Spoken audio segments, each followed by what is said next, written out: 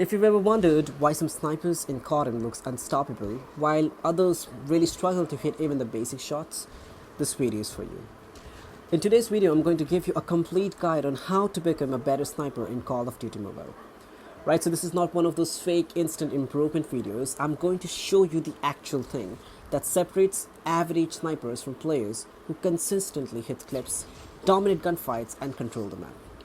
So we'll be covering every single thing like settings, crosshair placement, movement, flick training, positioning, confidence, and how to actually improve your consistency with any snipers you like.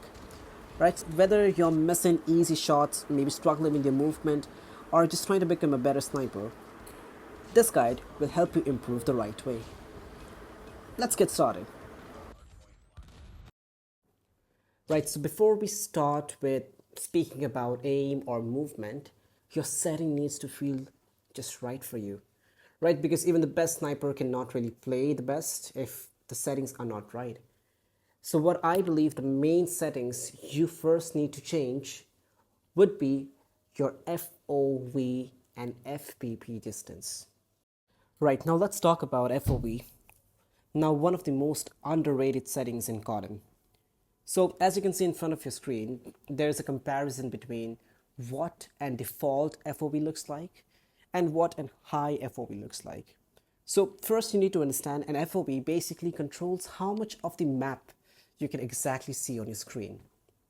Lower FOV gives you a more zoomed in view, which can make enemies appear slightly bigger, which is, I think, pretty good for a mobile player. But the downside is that you see less around you. And that's one of the major reasons why a lot of people get killed from the blind side of theirs.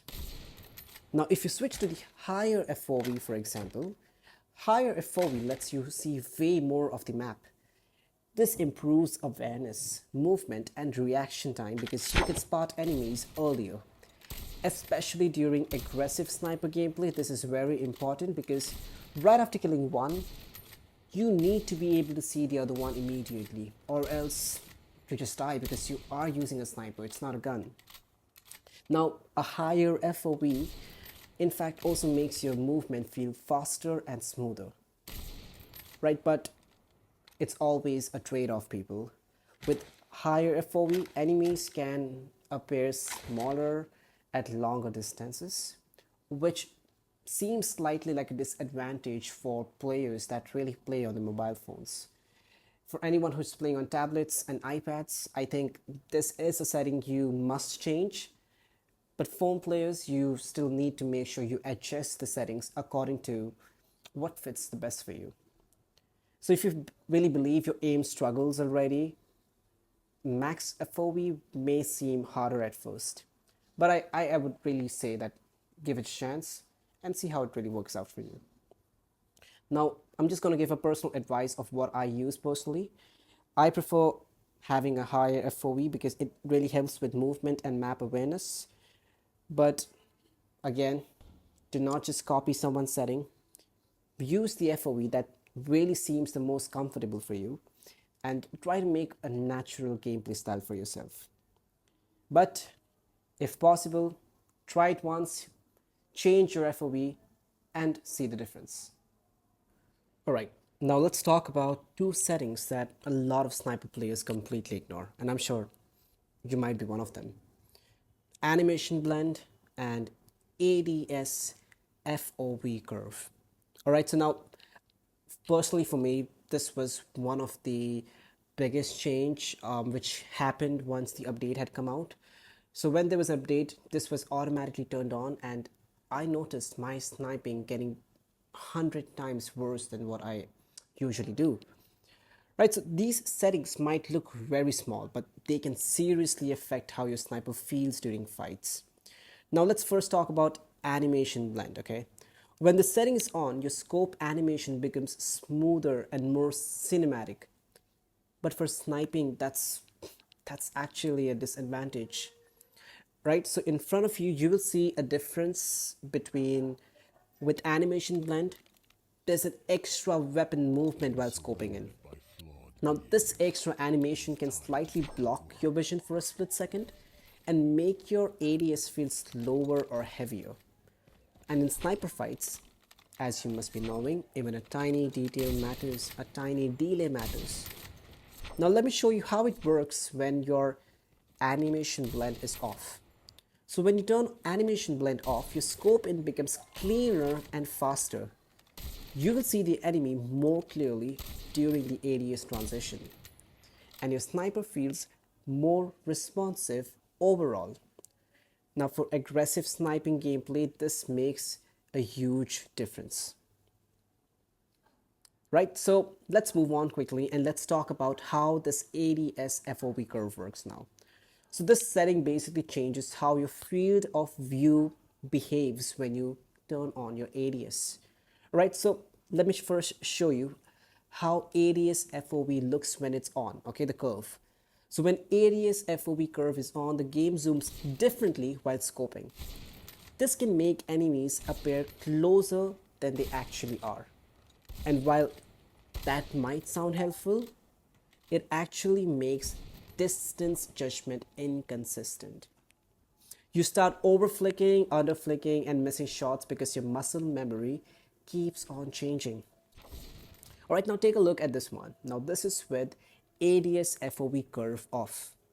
Now when ADS FOV curve is off, your views stays much more natural and consistent.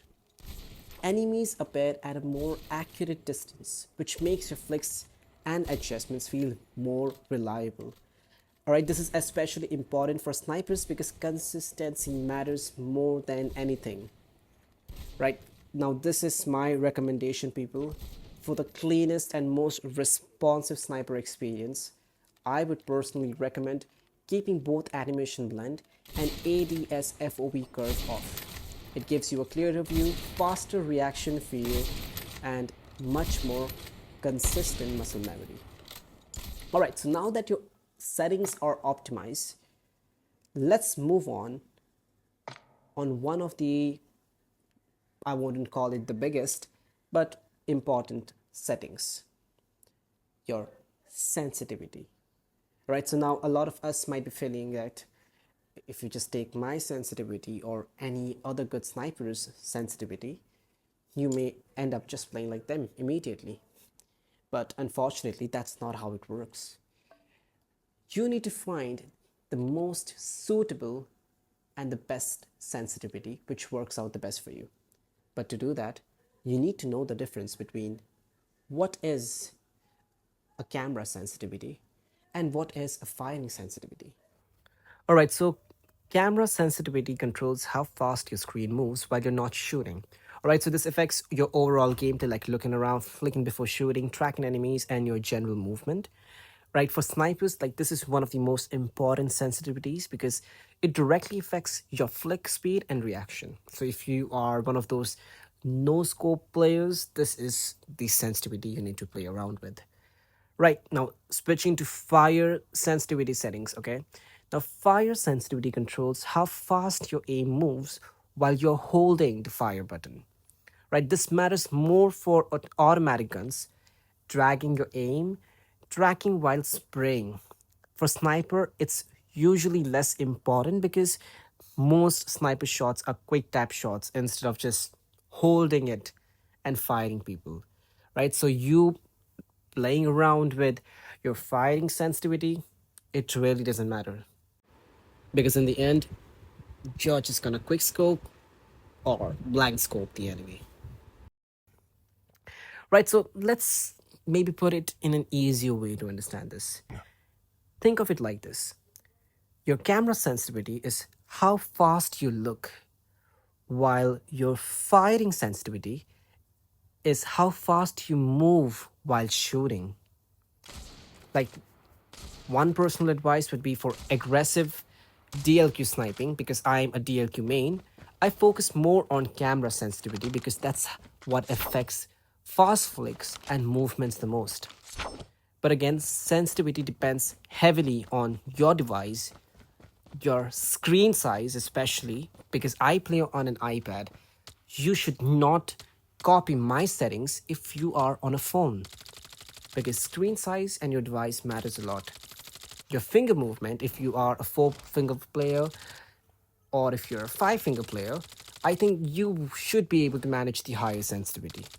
But in case you're a 2 finger or a 3 finger player, you might struggle a little bit. Now, there's no magic sensitivity that suddenly makes you cracked, okay? Consistency and muscle memory matters way, way more. So if you're one of those players that just changes their sense every other 2 rounds just because you're dying, you need to fix that habit. You need to decide on what play style you need to go with. If you want to be one of those no scope players, if you want to be a player who depends more on movements and you can hit your basic shots, or if you want to be a player who is able to have a stable aim. If you want to do all three, it takes time. You need to put your work in, you have to practice, and you have to make sure you master your own settings. Don't keep changing your settings because the moment you do that, you won't be able to play the game. Now that's going to be it for today's video. This was part 1 of the complete sniper guide for Call of Duty Mobile, focused entirely on settings, sensitivity, FOV, and optimizing your sniper experience. And you may just see an improvement on your gun gameplay as well.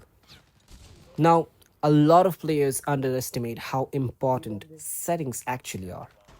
But having the right setup makes building muscle memory and consistency way, way easier. Right, so before you try to go ahead and hit those crazy clips or insane flicks, make sure your setting actually feels comfortable for you.